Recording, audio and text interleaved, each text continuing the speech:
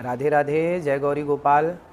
आप लोगों के द्वारा हमें सूचना मिली कि हमारी कुछ बहनें नाराज़ हैं इस बात के लिए, क्योंकि उन लोगों ने आधी एक वीडियो सुनी, जिस वीडियो में कहा गया कि आजकल 25 साल की लड़की, देखो बात क्या कही जाती है कि कुछ लड़कियां कैसी होती हैं, कुछ लड़कियां ऐसी होती हैं जो लिव इन में रह करके 4 जगह मुंह मार करके और वो किसी के भी घर की बहू बन के जाएंगी, तो आप ही बताइए क्या वो रिश्ते को निभा पाएंगी? उन्होंने जिस तरह की टिप्पणी की है वो अशोभनीय है, इसलिए हम सभी में आक्रोश है और हम उनकी गिरफ्तारी की मांग करते हैं और ये समाज से आपके चैनल के थ्रू चाहते हैं कि कोई भी महिला उनके आश्रम में आगे से ना जाए। उन्होंने ये कहा है कि 14 साल की उम्र में लड़कियों की शादी हो जानी चाहिए। अगर 25 साल की तक लड़कियों की शादी नहीं होती है तो वो 4 जगह मुंह मार के किसी की बहू बनती है। तो हम चाहते हैं कि उनके खिलाफ सख्त से सख्त कार्रवाई हो और हम उनकी गिरफ्तारी चाहते हैं। और आए दिन उनकी यही टिप्पणियां रहती हैं और फिर उसके बाद वो माफी मांग लेते हैं। उनकी गिरफ्तारी की मांग चाहते हैं, उनके खिलाफ कार्रवाई होनी चाहिए, क्योंकि सर जब सामाजिक तौर पर हमें उदाहरण देने होते हैं तो किसी अच्छे व्यक्ति का उदाहरण दिया जाता है। उन्होंने कभी माँ सीता का उदाहरण तो नहीं दिया। आप आध्यात्मिक ज्ञान दे रहे हैं तो आपको आध्यात्मिक लोगों के उदाहरण देने चाहिए। आपको ये क्या मतलब है कि युवतियों की शादी कितने समय में होनी चाहिए? आपको कोई अधिकार नहीं है कौन कब शादी करे। उन्होंने जो कहा है कि 25 साल की उम्र में लड़कियों की शादी होती है और जब तक वो 4 जगह मुंह मार चुकी होती हैं, तो इस तरह का जो आपत्तिजनक बयान उन्होंने दिया है, इस संबंध में महिला अधिवक्ता बार एसोसिएशन मथुरा की सदस्य प्रियदर्शनी मिश्रा द्वारा बार एसोसिएशन मथुरा में और अन्य साथी अधिवक्ता महिला साथी अधिवक्तागण द्वारा जो प्रार्थना पत्र बार एसोसिएशन मथुरा के कार्यालय में दिया गया, उस पर तत्काल प्रभाव से मीटिंग बुलाई गई और हम लोग वरिष्ठ पुलिस अधीक्षक महोदय मथुरा को एक शिकायती प्रार्थना पत्र इस संबंध में दिया। उन्होंने जांच के बाद कार्रवाई किए जाने का आश्वासन हम लोगों को दिया और इस संबंध में बार एसोसिएशन मथुरा में यह भी निर्णय लिया गया कि बार जो है प्रियदर्शनी मिश्रा जो है 156(3) का मुकदमा उनके खिलाफ दाखिल करेंगी और बार एसोसिएशन मथुरा उस मुकदमे की पैरवी करेगी। नमस्कार दोस्तों, मैं हूं चंदन और आज मैं आपको एक ऐसे विवाद की कहानी सुनाने जा रहा हूं जिसमें धर्म, मर्यादा और सामाजिक जिम्मेदारी की सीमाओं को लांघ दिया गया।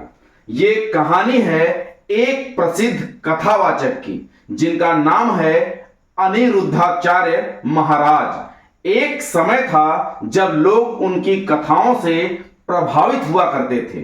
भजन, श्रद्धा और शास्त्रों की व्याख्या में उनका अंदाज युवाओं को भी पसंद आता था। लेकिन एक दिन एक छोटी सी क्लिप ने सब कुछ बदल कर रख दिया।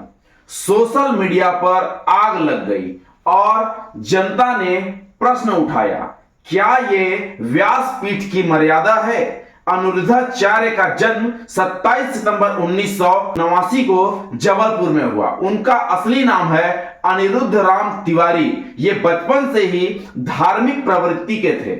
ब्रज की गलियों में ही पले बढ़े और रामायण, भागवत कथाओं में इनकी विशेष रुचि थी। आपको जानकर हैरानी होगी कि उनकी कथाओं में एक नया रंग था। आधुनिक भाषा, फिल्मी डायलॉग्स और हास्य की छांव में भक्ति की धारा। इसी वजह से वो यूथ फ्रेंडली कथावाचक के रूप में भी मशहूर हो गए थे। लेकिन इसी अंदाज ने एक दिन विवाद का रूप ले लिया। एक वायरल वीडियो में उनका एक बयान था जिसमें वो कह रहे थे, जो 25 की हो गई है उसने 4-5 लोगों के पास जाकर देख लिया होगा। यह बयान किसी सड़क चलते व्यक्ति का नहीं, बल्कि एक व्यासपीठ पर बैठे व्यक्ति का था। समाज में इस पर भारी विरोध हुआ। इसके अलावा उन्होंने एक 14 साल की लड़की को शादी के योग्य बताया। जब यह वीडियो वायरल हुआ तो सोशल मीडिया पर लोगों ने इसे महिलाओं के सम्मान के खिलाफ बताया। सबसे पहले प्रतिक्रिया मिली एक आर्मी ऑफिसर और अभिनेत्री दिशा पटानी की बहन से। खुशबू पटानी ने कहा, अगर यह व्यक्ति मेरे सामने होता तो मैं इसका माइक तोड़ देती। इसी प्रकार कई महिलाओं ने, छात्रों ने और सामाजिक संगठनों ने ट्विटर, इंस्टाग्राम और फेसबुक पर उनका विरोध किया। उत्तर प्रदेश के मथुरा, वृंदावन और अलीगढ़ में कानूनी कार्यवाही की मांग भी उठने लगी। महिला आयोग के इस मुद्दे पर संज्ञान लिया गया। बाकी कथावाचक भी इस पर चुप्पी तोड़ने लगे।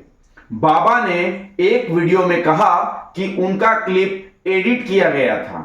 वो कह रहे थे कि उन्होंने कुछ लड़कियों के लिए कहा था, सभी के लिए नहीं कहा था, लेकिन जनता ने उनका यह बयान स्वीकार ही नहीं किया। चलिए समझते हैं इसके वैधानिक पहलू क्या हैं। भारत में बाल विवाह प्रतिबंध कानून 2006 के तहत 18 से कम उम्र की लड़कियों की शादी अवैध है। आईपीसी की धारा 354 और 509 के तहत किसी भी महिला के सम्मान को ठेस पहुंचाना एक दंडनीय अपराध है।